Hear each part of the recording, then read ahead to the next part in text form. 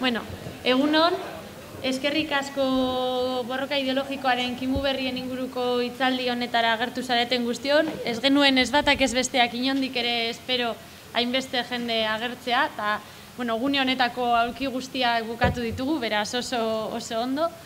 Eta... Ekarri bar izan dira gehiago, ez da? Ezin izan dira gehiago ekarri. Ezin ditugu gehiago ekarri beste egunetatik, beraz sentitzen dugu atzean zutunik dauden pertsonengatik, oso gutxi dira. Eta, berez hegemoniaren ingurukoa izango da hitzaldi hau, Andonik emango du.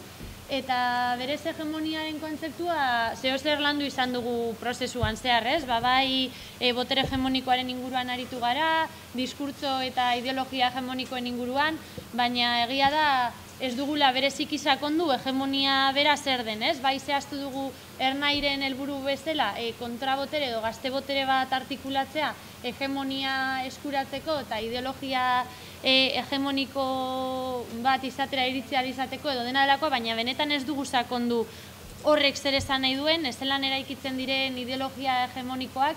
Orduan interesgarria iruditu zitzaigun Gaztedan Badako egitaragua antolatzerakoan hegemoniaren ideia horretan sakontzea, eta horretarako Lapiko kritikoko kidei zuzendu ginen, eta Andoni Olariagak baiezkoa eman zigun, berak prestatuko zuela horren inguruko zeozer, eta hori da gaurkoan hemen izango duguna. Orduan besterik gabe hitza zuretzako.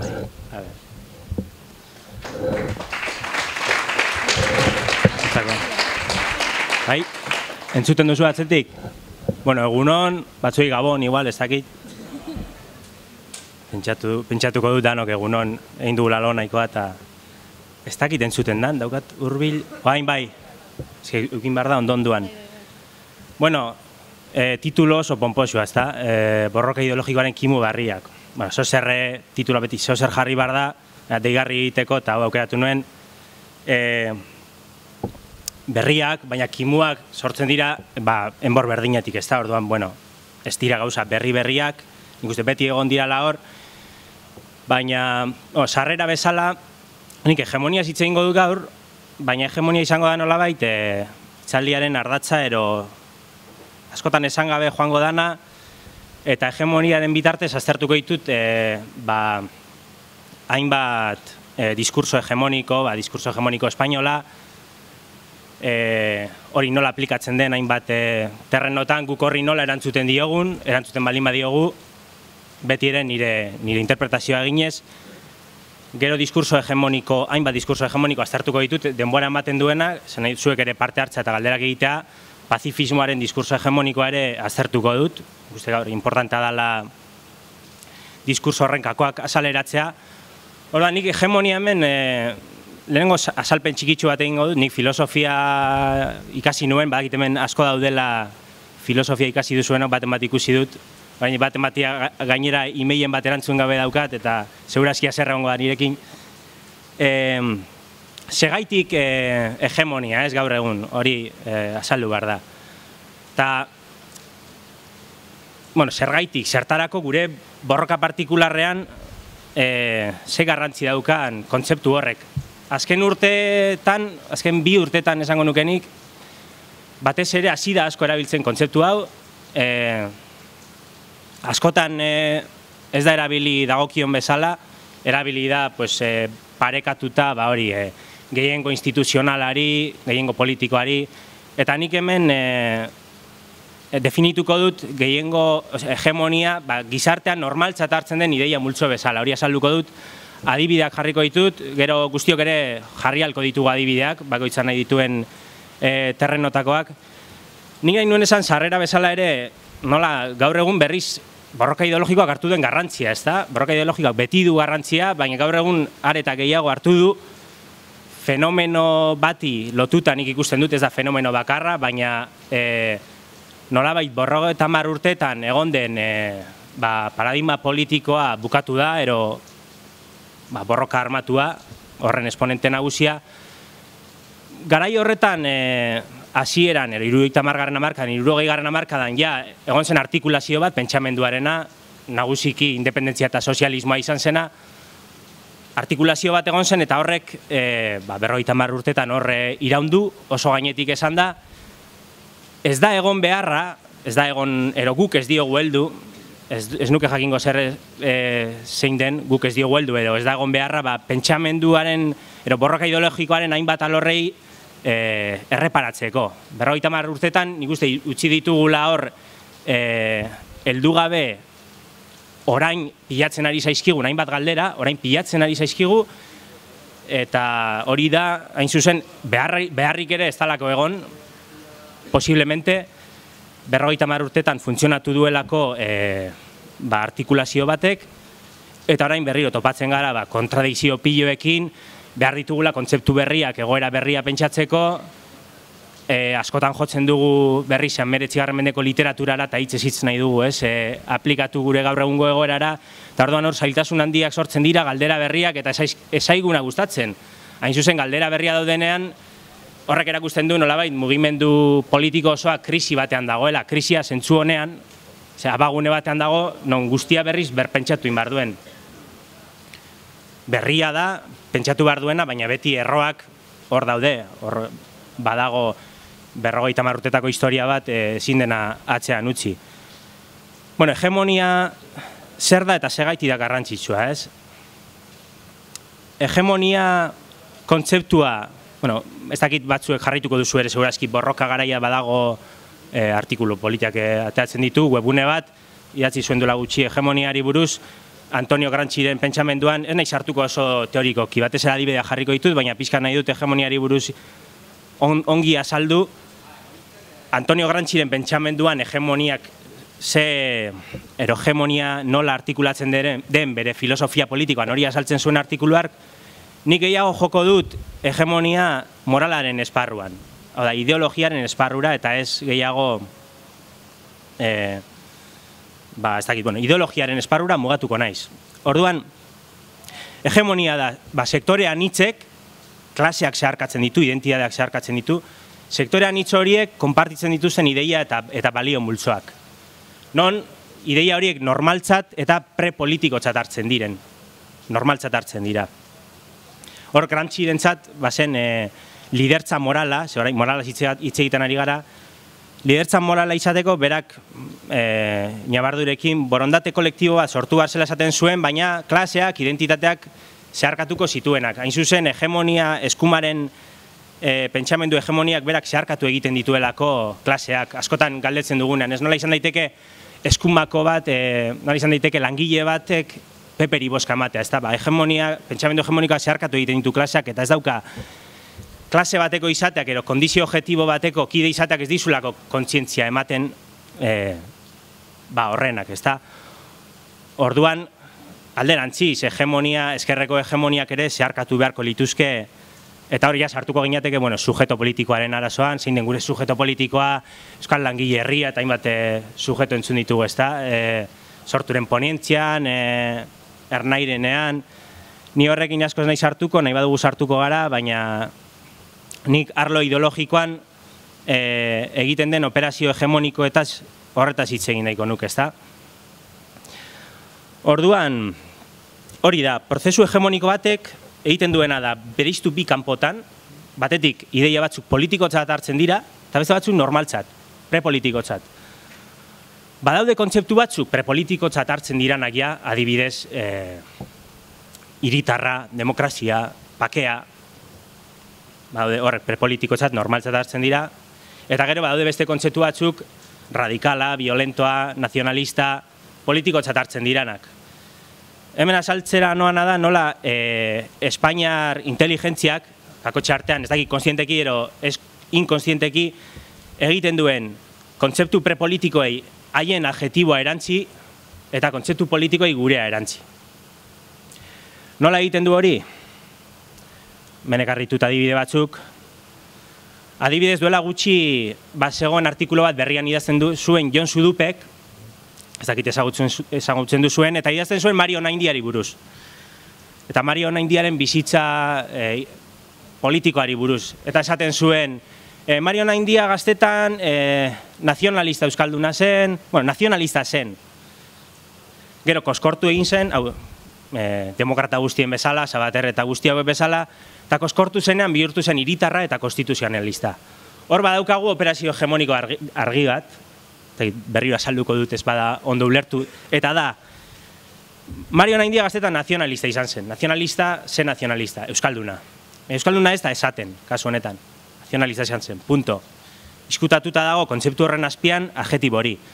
Gero, koskortu eta ja zentzu komun hartu zuenean, Mario Onaindia bihurtu zen hiritarra, konstituzionalista, eta hor, zer dago horren atzean? Espainola. Orduan, hor daukagu operazio hegemoniko bat, nola?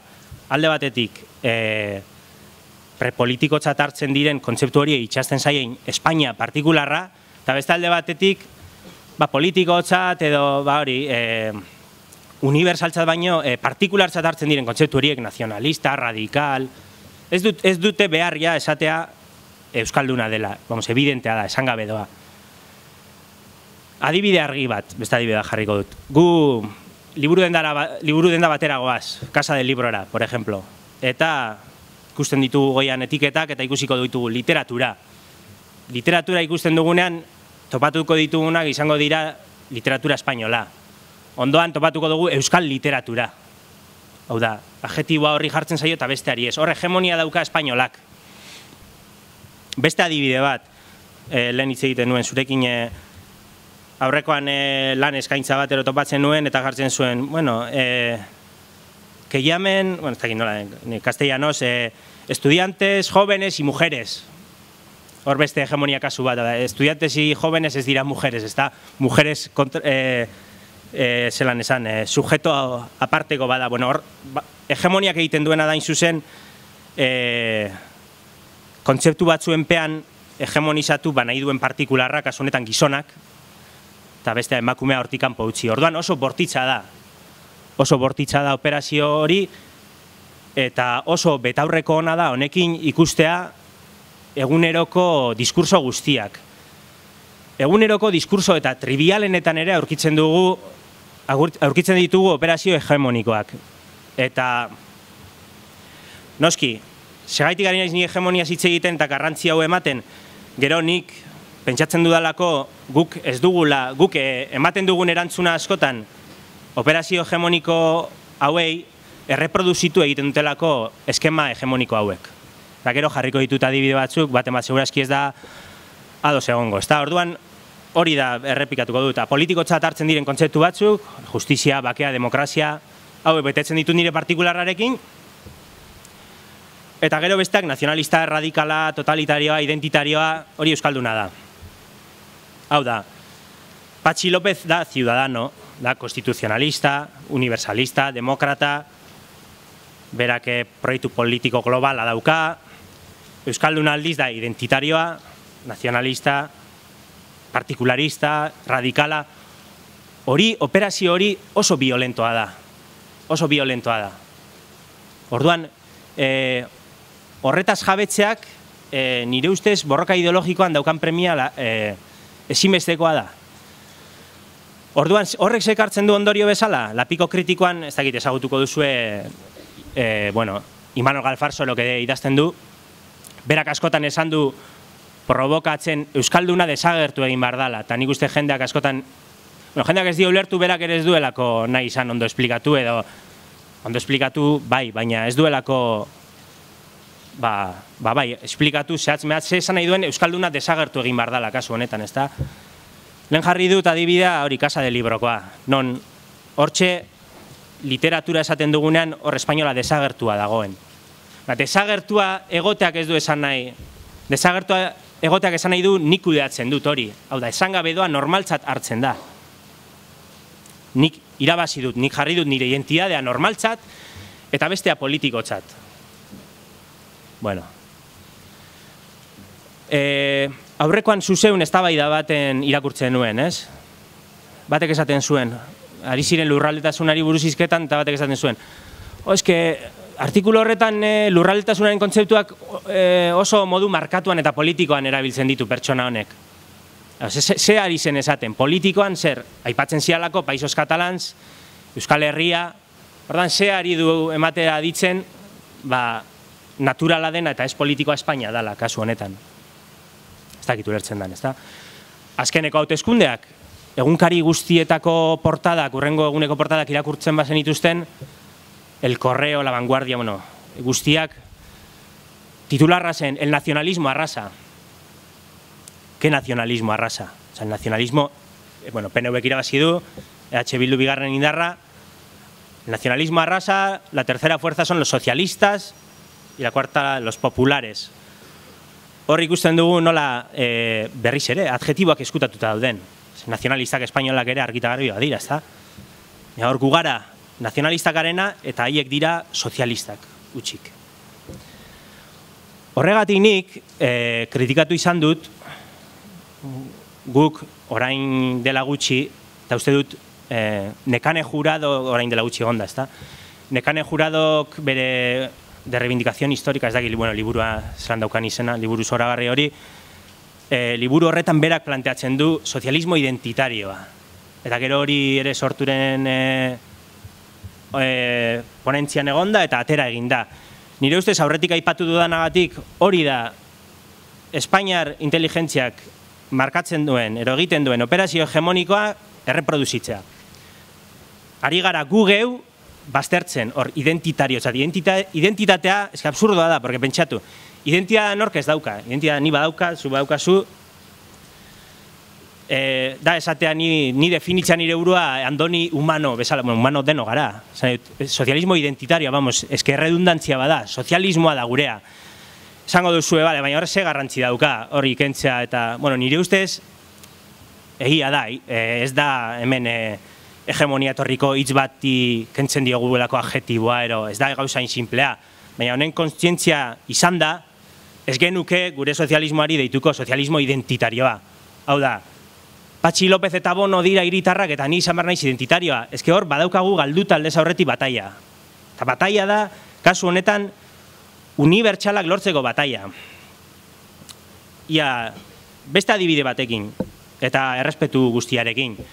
Guk esaten dugunean, gaztetxe batek ateratzen du ez, panfleto bat, zentzu honean, kontrainformazioa deitzen dio ez. Hor, ari da kokatzen politikoaren eremuan, diferentziaren eremuan.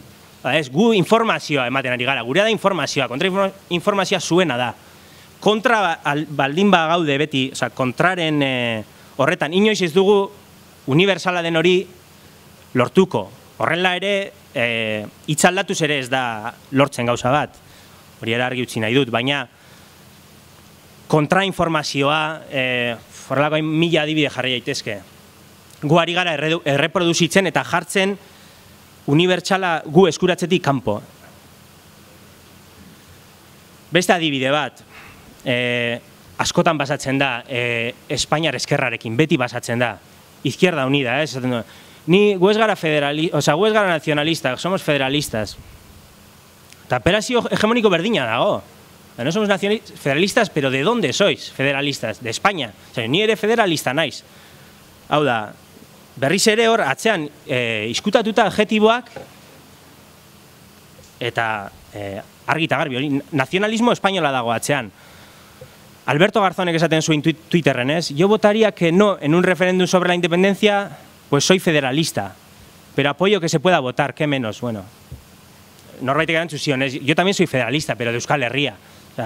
Atera zazu, nongoa zara, oso diskurso bortitza da, eta daukagu hor gure esku hori desmontatzea oso errez. Oso errez, kakotxe artean, porque gero komunikabide gehienak haienak dira, eta egunero erreproduzitzen da diskurso hegemoniko hau.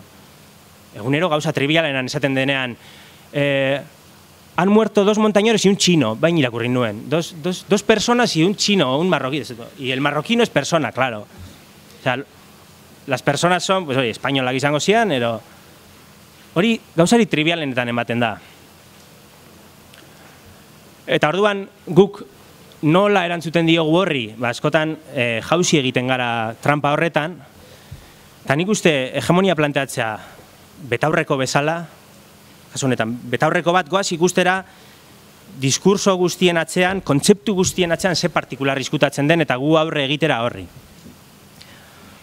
Hor, lehen aipatu dut, ematen da orain sorturen ponentzian plantatu dan Euskal Langile Herria, praktikamente dana Xabi Etxebarrietak 76an plantatu zuen Pueblo Trabajador Baskoren antzeko formulazioa.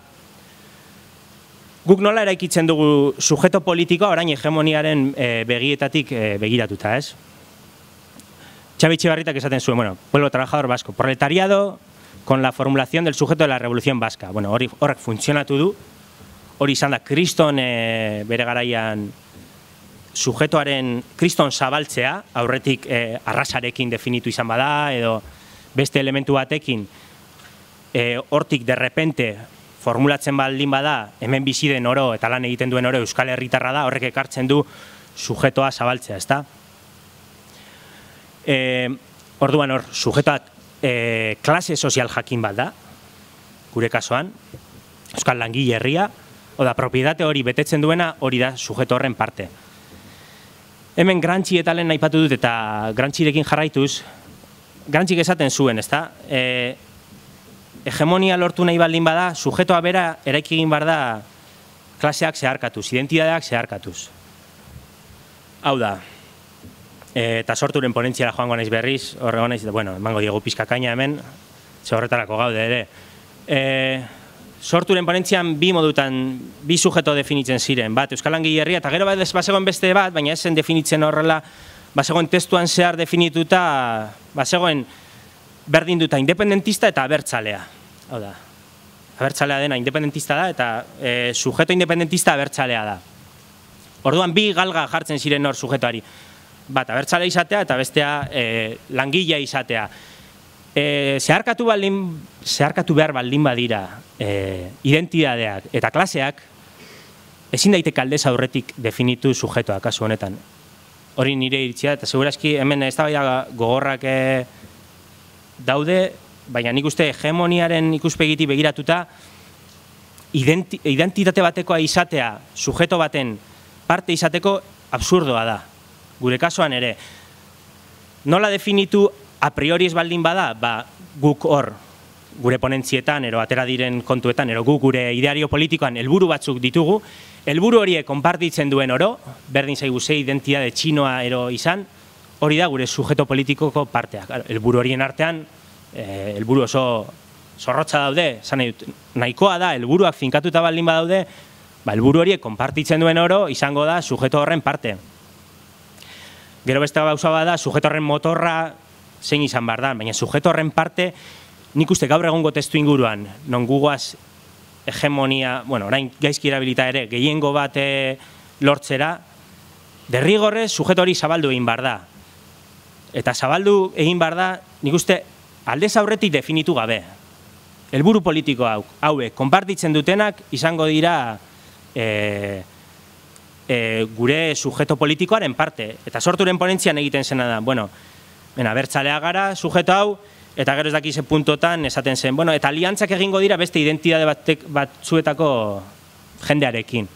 Nire ustez hori absurdoa da, beste identitate batzuetako jendearekin ez da egin behar. Identitatea ez da irizpide bat sujeto politikoaren parte izateko. Da, helburu politiko batzuk konpartitzen ditugunak. Eta punto. Orduan, hori da, ez? Baldin badaude helburu horien artean, patriarkatuaren suntsipena, euskararen defentsa, ofizialtasuna eta guzti horiek konpartitzen ditugunok, horiek osatuko dugu sujeto politikoa. Gero, beraz, hortik ondoriztatu daiteke, nik ondoriztatzen dut, ez dela egokiena deitzea Euskal Langile Herria sujeto politiko horri. Motorra izan daiteke, baina ez da egokiena deitzea horrela. Sujetotik aterata eta berriz ere hegemoniaren asuntoan sartuta lehen aipatzen nuen nola gurea deitzen dugun sozialismo identitarioa, ero deituko dugun hemendik aurrera, ezta? Hor, nos referimos a un socialismo que se adecua a la historia, al carácter nik azpimarratuta, las necesidades de futuro de nuestro pueblo. Hablamos de socialismo identitario. Lehen aipatu dudanagatik, hemen, ari gara erreproduzitzen diskurso violento hori eta gu ari gara kokatzen diferente bezala. Hain zuzen, hegemonia lortzeko baldintza bat da universalen jabe egitea. eta partikularrak besteari egostea. Honetan, unibersalak dira, sozialismoa universal bada, sozialismoa, hiritarra, demokrata, gu horren jabe izatea. Ez gu gara demokratak arena. Eta hori lehen esan bezala ez da insimplea, ez da horrelako de repente hizkuntza aldatuko dugu eta horrela lortzen. Gero borroka ideologikoa evidentemente uztartu inbar da beste borroka batzuekin. Baina txip honekin baldin bagoaz, nik uste modu diferente batean planteatuko ditugu gero gure diskurso politikoak, sujeto politikoa eta baita ere. Orduan, gure operazio hegemonikoak erreproduzitzen du Espainiar diskurso dominantea, eta ondorioa da, lehen esan dudana, desagertu gaitezen, ez da? Desagertu gaitezen kontzeptu universal horien pean. Urpixat. Sartuko naiz pixka bat, hegemonia eta independentismoarekin. Nola esan dudan, independentismoa parekatzen dela abertzaletasunarekin, ez da? Niretzako akats larri bada. Irakurriko dut, duela 10 urte, egunkaria itxi egin zutenean, ez dakit ezagutzen duzuen Javier Ortiz da periodista bat, eta hitz egin zuen egunkariaren itxieraz, ez da, behituz esaten zuen, para mí personalmente fue el día en que claramente vi que España no es un estado viable para los vascos y que la independencia política de algún territorio vasco es imprescindible para la supervivencia de mi lengua, de mi cultura. No sé si era entonces abertzale o lo soy ahora, pero desde aquel día, hace 10 años, soy inequívocamente independentista. Hau da, abertzale izan gabe independentista izan daiteke. Eta hori, ideia, simplea dirudin arren, ematen digu aukera, independentismoa zabaltzeko abertzaletasunetik arago. Nik uste, gaur egun ezinbestekoa dana. Gaur egun gauden kontestu politikoan, honetaz hartzen ari dira. Kupeko David Fernández berak esan du dela gutxi, niz naiz nazionalista, ni independentista naiz. Adibidez orain, Eskozian ari dira, ba hori, 2014ko prestatzen, galdeketarako prestatzen, eta ja hasi dira artikuluak idazten jendeari konbentzitzeko, abertzaleak ez diren eri. Eta basegon artikulu eder bat, esaten zuen, zergaitik baiezkoaren aldeko bat ez den zertan nazionalista izan. Ez da izan behar nazionalista. Nazionalismoarekin, independentismoa parekatzen baldin badugu abertzaletasunarekin, hor galga nabarmena da, gu gara ez dakit, 145 o 150 eta besteak 150. Zabaltzen baldin badugu hori, eta abertzaletasuna jartzen baldin badugu beste motivazio bat, beste batzuen artean, hau da, independentziarako motivazioak, ez? Abertzaletasuna, nire nazioa nahi dudalako defendatu, desarrollatu, beste bat izan daiteke ekonomikoa. Eta ez du zertan ekonomikoak egon behar bestearekin batera. Izan daiteke ekonomiko dutxa. Izan daiteke ikuspegi feminista batetik. Izan daiteke ikuspegi ekologiko batetik. Ikusten duelako Euskal Herriaren askatasunak niri proiektu ekologikoa, nire helburuak aurrera eramateko hobea izango dela. Honetaz ari dira hartzen beste herri batzuetan. Eta guk nola erantzuten diogu?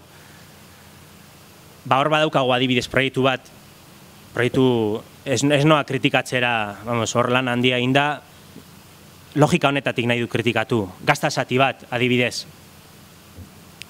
Proiektu oso interesgarria, eta bere aldetik egiten du, egin beharreko bidea, ezta?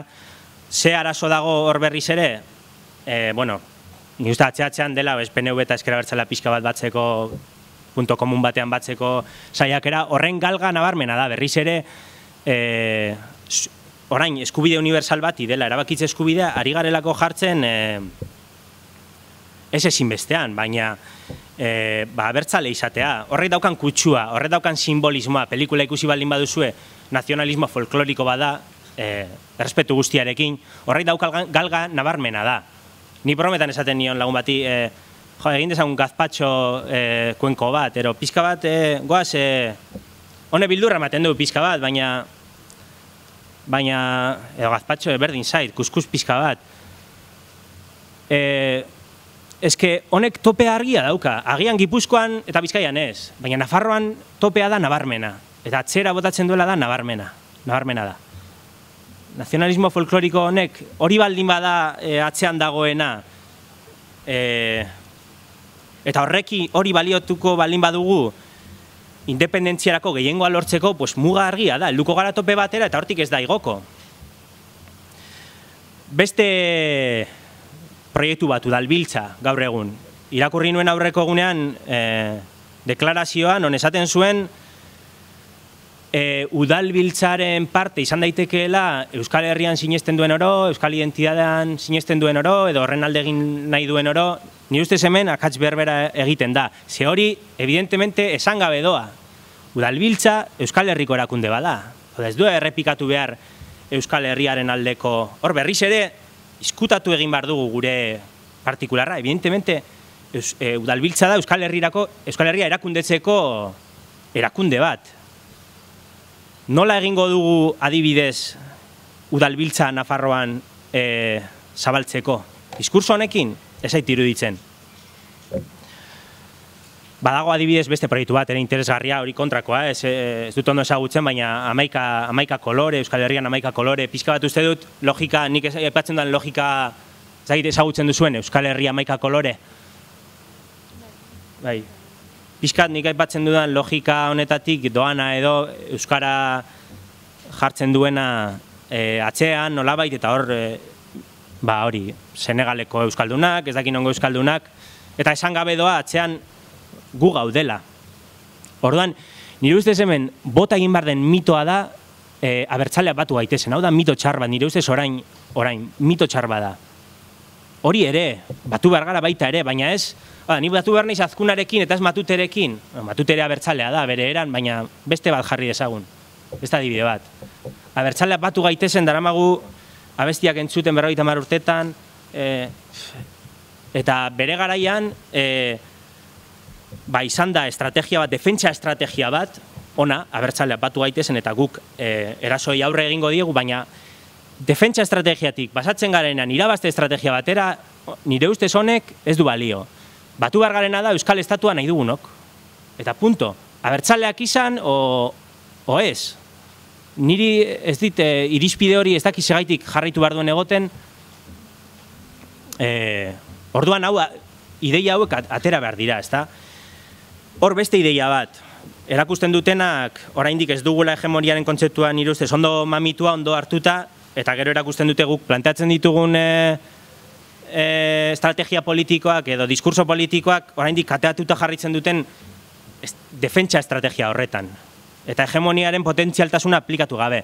Adibidez, berriz ere joango naiz ponentziara, baina guk zenbat urtetan kritikatu dugun Espainiar eta Frantziar estatuak nazio estatu direlako, uninazionala direlako. Eta gero gugoaz eta planteatzen duguna da nazio estatu bat. Honek ere beldurra ematen du, baina gure kultura eta gure hizkuntza defendatzeko da.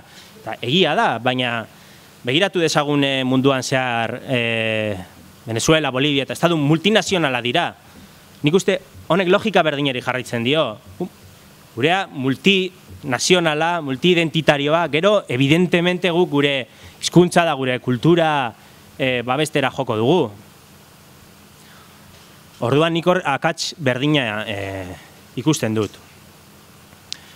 Gero, bueno, hemen badauzkat horrela dena erdi provokazioa dira, baina nahi nuen ikutu hainbat gai, bi pertsona genituen, baina arrazoi batzuengatik beste pertsonak ezin izan du, orduan hitzaldi hau bi pertsonak egingo genuen, orduan nik sartu ditut hainbat gai, dena hegemonia ardatzi izan da, baina nahi nituen horrela bota, gero zuek akordatu da bukatzen dudanen, nahi duzuenean ere bota galderaren bat, nik botako ditut hainbat gauza eta bukaeran nahi dugunari heltzen diogu.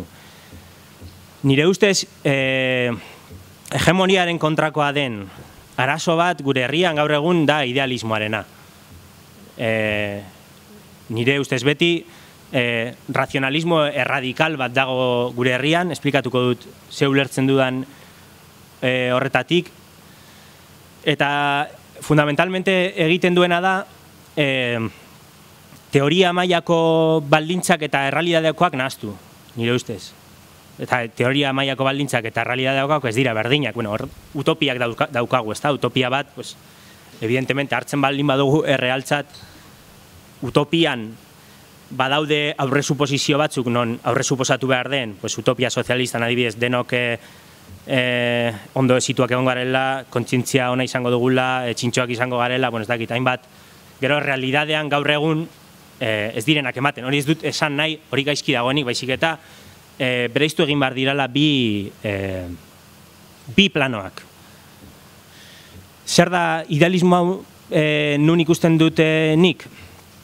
Nire ustez gaur egun independentismoaren baitan areagotzen ari dan idealismo bada, eta da egiten duen diskurso mota baten egiten da salto bat teoriatik errealidadera, hau da, teorian horrela bada, X da horrela, errealidadaren ere hala izan behar da. Adibidez, independentismoan, esaten denean, independentzia da demokraziarako abia puntua. Gaur, orain asko entzuten da, teorian nik uste hemen gehienok ados gaudela. Problema da, realidadean ideia hori ia txertatua dagoen jende artean. Gauza da, teoria mailan gu ados gaude, teoria bezala sinisten dugu, eta nik ere berez demokraziarako abia puntua, demokrazia errealeriko abia puntua independentzia da, baina hortik errealidadean jendeak ulertzea independentzia demokraziarako abia puntua dela zati handi bat dago. Adibidez, ez dakit irakurri duzuen, Leninek dauka liburu bat, la enfermedad infantil del izquierdismo en el comunismo, eta hor pizka bat bideo honetatik kritikatzen ditu bere garaiko, bueno, Alemaniako komunistak uste dut. Non Alemaniako komunistek garai batean esaten zuten, instituzioak kadukatu dute, instituzioatik kanpo egin behar da iraultza, instituzioak gaindituta daude, gure borrokarako. Eta Leninek esaten du, bai. Punto teoriko batetik instituzioak kadukatu dutela egia da, baina hortik, berak esaten du, ez? Nadie ignora que de ahí a su superación práctica hay una distancia inmensa. Es evidente que el parlamentarismo en Alemania no ha caducado aún políticamente. Jendearentzat no ha caducado. Es evidente que los izquierdistas de Alemania han tomado su deseo, su ideal político, por una realidad objetiva. Se trata precisamente de no creer que lo que ha caducado para nosotros haya caducado para la clase, para la masa. Hau da niretzat, hau litzateke idealismoan jaustea, hau da, nahastea, edo pentsatzea guretzat evidentea dena, jendearentzat evidentea izan behar dela, eta orduan, esaten dugu, guk ez dugu egin behar hemen kontzientziazio eta kontzientziazio lana. Hau da, niretzako demokrazia da abia puntua, independentzia da, demokrazia da abia puntua, da puntu. Entzuten da asko. Paco Aristik gaur egun hori izaten du, bere liburuan hori defendatzen du, barrindu bat emate hor. Hori da, ez? Idealismo honek nahazten dituena da, bere nahi bat errealitate batekin. Nik ere nahiko nuke, denok nahiko genuke hemen independentismoa izatea gehiengoarentza demokraziaren abia puntua.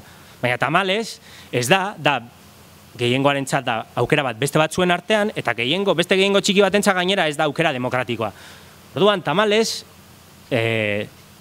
konbentzitu egin behar da jendea. Hor, badago beste eslogan bat, honekin batera botatzen dela, politika da, arerioari eginaraztea berak nahi ez duena, bai. Baina gehiengoa ez baldin baduzu, ez dakit nik zein darrekin egingo duzun arerioari eginaraztea zuk nahi duzuna. Orduan hor sartzen gara, konbentzitzearen terrenoan, ez da? Teorian bota dezakegu biribilki eta ados gaude, baina gero errealidade mingarria da, independentismoa ez dela hegemonikoa, eta horren alde egin behar dugula.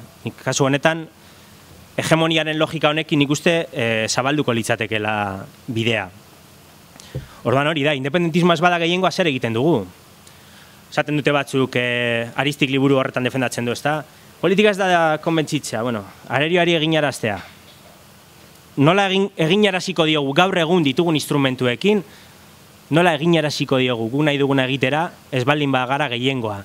Gehiengoa ere kumplitzen ez baldin badugu, eta armarik ez daukagu nidaki da, eta estatu bat ez dugu, nola eginaraziko diogu, nola neurtzen da indar korrelazioa kasu honetan, nola neurtzen da. Batzuen ustez, neurtzen da armen kopuruarekin.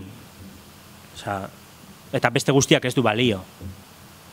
Baina nik uste gaur egun indarkorrelazioa markatzen duen esparru nagusietako bat ideologia dela. Ideologia dela, horregaitik nahi nuenik borroka ideologikoaz hitz egin. Hau da, nik nire proiektu politikoa normaltzat jotzea lortu baldin badut, asko errazago lortuko dut botere politikoa. Ze gertatzen da, herrialde askotan, gaur egun ikus daiteke guk gehiengoa daukagula, bozketan adibidez, gehiengo politikoa daukagula, baina gero hegemonia ez daukagula gure proiektu politikoarena. Adibidez, atesatekoarekin ikusten da. Zuk izan dezakezu gehiengo bat, baina gero ikusten duzu jendearen ideologia konservadorea dela, oraindik, zurea bera, nirea bera. Orduan bi gauza diferente dira. Bat da, gehiengo instituzionala, baina hori ez baldin baduzu bestearekin eramaten, eta evidentemente masa borrokarekin, eta ez baldin baduzu normalizatzen zure proiektu politikoa, hori berriz ere horrek atzera egingo du. Atesatekoarekin esaten dut, ze badirudi hemen ere berriz operazio hegemoniko berdina dago. Hau da, hemen 40 urtetan egon da zabor bilketa bat, eta hori normala da. Inork ez du bozkatu, baina hori normala da. Atesatekoa jartzen da, eta hori politikoa da, hori partikularra da. Zan nahi dut, hor badago operazio hegemoniko bat PNV-ren aldetik ere, azkenan eskutatzen duena bere zabor bilketa modeloa ere partikular badala. Hau da, ez dala normala, baina lortzen du berea normalizatzea. Eta jendearen burmuinan inkontzienteki geratzea, hau da normala. Bestea da, ja, politika bati erantzuten dio. Orduan, zuari zara hor, sokoratuta zaude. Huelta horri nola ematen diozun, ez bakarrik diskurso aldatuz, baina hortik hasi egiten da, ezta? Bueno, naztu ditut hemen hainbat gai, independentismoarekin jarraitzeko naztu ditut, baina, bueno, parkatuko diazue. Esaten denean beste idealismoaren arazo bat, ezta? Esaten denean logikoki esaten da, teoria bat eraikita esaten du. Bueno, instituzio kolonetatik imposiblea da independentzia lortzea, ze instituzio kolonoak eraiki dira independentzia nahia zapusteko. Teorian da oso borobila eta teorikoki, badirudi horrela dela, ez? Gero, goaz errealidadera ikusten ditugu azken independentzia prozesuak, azken 30 urtetakoak eta justo kontrakoa esaten digute. Guztiak egon direlako, nola baiteko instituzio kolono batean. Nola esplikatzen du eslogan honek Eskoziako kasua, nola esplikatzen du Kataluniako kasua. Hori litzateke idealismoaren arazoa. Orduan, nire ustez, hor, gerraren artean, beti izaten du, gerraren artean inoiz, beti izan da berdina, baina bitartekoak aldatzen doaz, fintzen doaz, eta kasu honetan oso modu zibilinoan sartzen dira egunerokoan gauzarik trivialenetan. Eta horretaz konturatzeko, nire ustez hori hegemonia da betaurreko oso hon bat, konturatzeko egiten den manipulazioaz eguneroko errealidadean. Nola inposatzen diren merkatu joerak, nola naturalizatzen diren generoak, lehen jarrituta hainbat adibide, argi eta garbi prozesu hegemonikoaren bitartez, ezta? Orduan, borroka ideologikoa da zentrala. Guda, zentral bada, horra ipatu ditut sujeto politikoa, gero nola erantzuten diogun guk maila ideologikoan, eta nire ustez borroka hegemonikoan giltzetako bat bilakatu da, guda zentraletako bat bilakatu da bakearen inguruko diskurso eta montai guztia. Non hor irabazi eta galdu dezakegun praktikamente guztia, nire ustez. Ze gaur egun, bueno, akizu hau, onartu eginda elkarbizitzarako ponentzia, diskurso pacifista oso gogorra eta oso violento egon da azken urteetan, nire ustez guk ez dugu askorik, ez da egon beharrik horretaz hausnartzeko, sartu zaigu kondenaren jokoa, kondena politikoarena, horrekin bota gaituzte instituzioateatik, orain pazifismoaren diskurso oso gogor bat dago, azkenan segertatu da, guk geuk hartu egin behar izan dugula, nire ustez. Atzean, diskurso pacifista honen atzean dago moral katoliko espainola. Eta zertan datza da. Nik otso bezala jarduten dut, baina hitz egingo dut arkume bezala. Hori Nietzschek esaten zuen moralari buruz. Hori, otxo bezala aktuatu, baina gero arkume bezala hitz egin. Morala gure kasuan pazifismoaren guda honetan erabiltzen da politikaren jarraipen bezala. Eta hori argi eta garbi ikusten da, ez? Politikaren jarraipena beste medio batzuekin. Hain zuzen, eztabaida politikora ez eramateko, azken 50 urtetako gatazka politikoa, eta nor baita ere jokatzen dan pixka bat gure proiektu politikoaren koherentzia, guk ezin ditugun hainbat gauza esan, ez eramateko plano politikora, hau da ez esateko aurrekoan Mintegik egin zuen bezala, ez da, esan zuen obiedade bat, esan zuen etaren jarduna izan dela motibo politiko batzuengatik eta kereia bat jauzi zitzaion. Zer gertatzen da, hor, plano politikoan gaude, nahi diogu horri, esplikazio politiko bat eman, eta egiten duen Espainiar inteligentzia da moralera eraman. Hau morala eta moral bakarretik egingo dugu gainera. Ponentzian esaten dena, ez? Ponentzian baketa elkarbizitzarako ponentzia. Hor esaten da, ninguna causa política ni razón de Estado se puede anteponer a la dignidad y la vida humana. Jonan Fernandezek askotan esaten du, eta karo, gu aurkitzen gara diskurso horren aurrean, nik uste zer erantzun ez dakigula. Eta aztertzen azten baldin bagara oinarri hori historiak gezurtatu egiten du eta errealitateak, hau da, beti egonda kausa politiko bat edo instrumento bat giza duintasunaren gainetik. Justizia bera, estatua bera, demokrazia eta giza eskubide guztiak lortu dira, beti jarri izan delako giza duintasunaren gainetik zerbait, hau da, eslogan bat, erabiltzeko gure kontra, esateko, ez, hemen atzean dagoena berez da, zuek berriz ezin duzue politika instrumentutzat hartu, ez da planteatu ere, ze giza duintasunaren gainetik ez dago ezer. Giza duintasunaren gainetik ez dagoela ezer, hori, esan dudan bezala, gezurrik handiena da, giza duintasunaren gainetik beti dago zerbait. Beti. Gaur egun kapitalismoan argi eta garbi.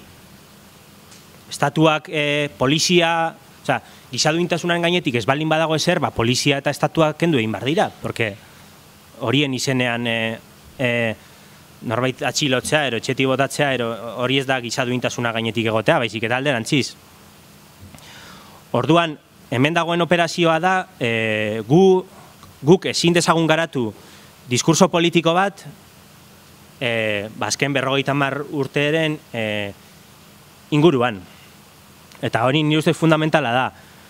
Nik ere nahi nuen gaur planteatu terreno horretan, desobedientzia zibila askotan planteatzen dugula praktika politikora bideratuta bakarrik, eta nik uste borroka ideologikoan ere planteatu behar dela. Desobedientzia zibila borroka ideologikoan. Zesan nahi du, esan alizateko gu gauza hauek askatasun espazioak zabaldu egin behar dirala. Eta horretarako esan behar dirala gauza diran bezala, eros saiatu behar gara esaten diran bezala, ez? Gero gertatzen dena, Mintegiri gertatu zaiona. Eta horrek erakusten du analisi politiko bat ere ezin baldin bada egin gertaera politiko baten inguruan, aspektu horretan gaudela oso atzeratuta. Hor irabazi gaituzte, jan gaituzte tostada, eta pazifismo horrek egiten du. Hau da, pazifismo hori dauka zelofan bat oso polita, baina da violento hutsa, dauka bere morala, aplikatzen du diskurso hori eslogan batekin eta azkenan aplikatzen du disidentziari begira. Non eta egiten ditu foroak estatuak pagatutako, estatuak non bialtzen dituen soldaduak ortizar jendea hiltzera eta torturatzen duen komisarietan, eta pazifismo horrenpean ari digu eslogan hauek botatzen. Eta gu, nire ustez, ero ez gara gai, erantzun egin behar dugu pixka bat irmoago. Zaila da, sartzen gara berriz hegemoniaren kontuan, non bakea eta kontzeptu hauek, kontzeptu hau hegemonikoa da, eta zuk ere bakea nolabait predikatu behar duzun. Noski, zure partikularra sartzen, beti egin dugun bezala, gure partikularra sartu izan dugunean, bakea beti gu justiziara lotuta ikusi dugu. Eta ez alderantziz. Orduan pixka bat hortik jo behar dela iruditzen zait, ezta? Zer egiten du diskurso hegemoniko espainolak, bakearen unibertsalari erantzten dio, etaren violentzia eza, gehi, beste gehiagikeririk ez, beste baldin badago, beste biktimak balin badaude, bat biktima dago, importanteak eta besteak. Hori da hegemonikoa dena. Guk bakeari zer sartzen diogu, nazio aitortza, violentzia guztien aitortza, hor dago borroka bat kontzeptu hori errepropiatzeko. Bakeaz, zer esan nahi dugu bakea esaten dugunean? Zer esan nahi du korreon agertzen denean, ha venido la paz. Eta zituenean armak, ha venido la paz, esaten zen egunkari askotan. Paz zegoen lotuta etaren armen ustearekin. Orduan, borroka ideologikoan esan nahi nuena da, kontzeptu horietako bakoitza borrokagune bada. Non bando bakoitzak nahi duen errepropiatu eta bere esanahia eman. Eta argi eta garbi hemen guk badugu arazo bat, gu ez garela komunikabide gehienen jabe. Orduan hori ebienta da, ez da?